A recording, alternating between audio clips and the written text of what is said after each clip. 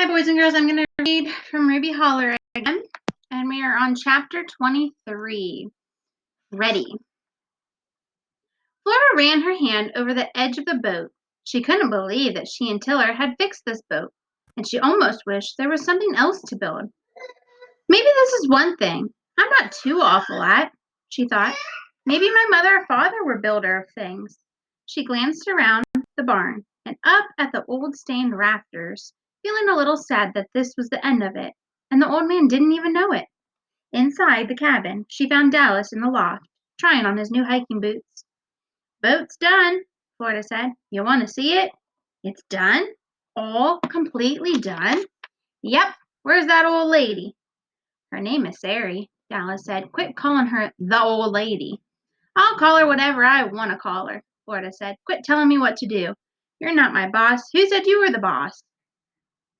That afternoon they retrieved their buried money, and that night in the loft they stashed some in their shoes, some in their pockets, and some in their backpacks. I'm leaving enough money to pay for these backpacks they bought. Dallas said, and for this flashlight and these boots. They'll come in handy. And I'll leave some money for these whittling knives, too. And I'll leave some for these sleeping bags, Florida said. We could sure use these sleeping bags. If we leave the money, that's fair, isn't it? It's not like we're taking anything then, right? Right, Dallas said. Now we'll just wait until they're asleep. And then we're out of here, Florida said. Night train, here we come. So do you think they're going to catch the night train? Dallas and Florida were quiet, facing the windows, waiting for the owl. They were each feeling jittery and mournful, and neither of them could figure out why, since they'd been waiting for this night for a very long time. Tiller, Sari said, are you asleep yet? I was asleep until you woke me up, Tiller said. But you're awake now. Do I have a choice in this matter? He said. Well, of course you have a choice. I'm not going to force you to stay awake, she said. Tiller yawned. Did you want something? Remember when Dallas and Florida first came here and you asked them how old they were and when their birthday was? Do you remember that? Yeah. You remember when your birthday is? The 29th of July, Tiller said. That's why you woke me up? Sari whispered. You remember Mr. Trippett said he'd take care of Dallas's passport application and get his birth certificate and all that? Yeah, I remember. I haven't completely lost my marbles. Sari tapped his forehead. I know that. I was looking at that passport today. The thing is, their birthday isn't the 29th of July. It's the 3rd of March. It's kind of a big difference, Tiller said. March to July? Why do you think they don't know when their real birthday is? Sari said. Sari, at this hour of the night? I don't think much of anything. My brains are shut down. The motor's off. The engine's okay, I get the picture, Sari said, blowing out their candle. Tiller was snoring within minutes, but Sari laid there, listening to the night sounds. In the loft, Dallas closed his eyes. Immediately, a long-ago trio appeared, as if they were sneaking out from behind a curtain and taking their turn on stage. Hey! Sorry, guys. Floating across his mind's stage were Mr. and Mrs. Crambit and their daughter Gigi, with her curly yellow hair. Dallas and Florida were 7 when they went to live with them. You're so lucky, Mrs. Crambit had told them, to be with us now and to have a new sister like Gigi. At night, Gigi would come into Dallas and Florida's room and spit on them. One night after Gigi spit on him, Dallas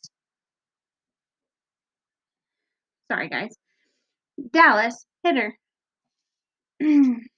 Mrs. Crampit came in and said to him how silly he was, beating on a little girl like that. If you ever touch her again, you'll be out of here so fast your head'll spin. Even though he didn't hit her that hard. The next night, Gigi came into their room again and skipped over to Florida's bed. Your hair is silly, she told Florida as she tugged it. Quit it, you little cockroach, Florida would say. That hurts. Gigi pulled so hard that pieces of Florida's hair came out away in her hands. Later that night, Florida snuck into Gigi's room and gathered up all of her dolls. Wake up, Dallas, she said. You and me got some hair pulling to do. When the Crampets returned Florida and Dallas to the Boxton Creek home, Mrs. Crampet emptied the bag of bald-headed dolls onto the desk. These twins are demented, she would say. Dallas, Florida whispered, you think we should go now? You think they're asleep? Shh, Dallas said. He sat up and reached for his boots. I guess they're asleep by now. I guess they won't hear us. But he stayed where he was, as if he were stuck to the bed. Florida sat on the bed opposite, facing him. I wonder what they'll think when they see that we've hit the grid. Shh! Don't talk like that. They probably won't think anything. Florida smoothed the quilt on the bed, licked her fingers, and rubbed at a spot on the quilt. You don't think they'll have a gigantic heart attack or something, do you? You don't think the shock will scare 'em to death, do you? Oh, I don't know. What do you go and say that for? That idea wasn't even in my head until you said it. Oh, forget it, Florida said. They'll probably be relieved anyway. They'll probably be glad that they don't have to cook for us anymore. They'll be glad they don't have to cart us along with them on those silly trips. They'll probably have a celebration. Enough already, Dallas said. If we're going, we better get moving. What? Now? Now. Chapter 24. Tiller and Sari. Tiller's eyes were tightly closed, but he wasn't yet asleep. He was willing himself to dream about his trip to the Rutabaga River. He could do that sometimes, make himself dream about a certain thing. Usually he tried to do it when he had a problem, in hopes that the dream would help him figure it out. The first time he done it was with their second child, Lucy, was a toddler. Lucy went through a terrible sick spell, where she was pale for weeks on end. And the doctor ran tests, so many tests. So many punctures in the little girl's arm, so many tubes, hooked here and there. Then, when the tests were finished, Tiller and Sari took Lucy home to wait for the results. As they were leaving the hospital, Tiller said, but she won't eat anything except popsicles, orange popsicles. What should we feed her? Let her eat the popsicles, the doctor said. No harm in that. That night, Tiller made himself dream about Lucy so he could figure out what was wrong with her. In his dream, Lucy was lying on a cot, holding a drippy orange popsicle. The orange drips turned to red, kind of like blood, and made a sizzling noise when they touched her skin. Ow, Daddy, the popsicle hurts, Lucy told Tiller in his dream. When Tiller woke up the next morning, he threw away all the popsicles. Then he filled a pot with well water and began tossing in the ingredients for a getting better soup, making up the recipe as he went along. Tiller told Lucy that all the popsicles had disappeared in the night, but in their place an angel had brought her soup instead. Lucy took a tentative sip, then another, and another. When she finished the first bowl, she asked for a second.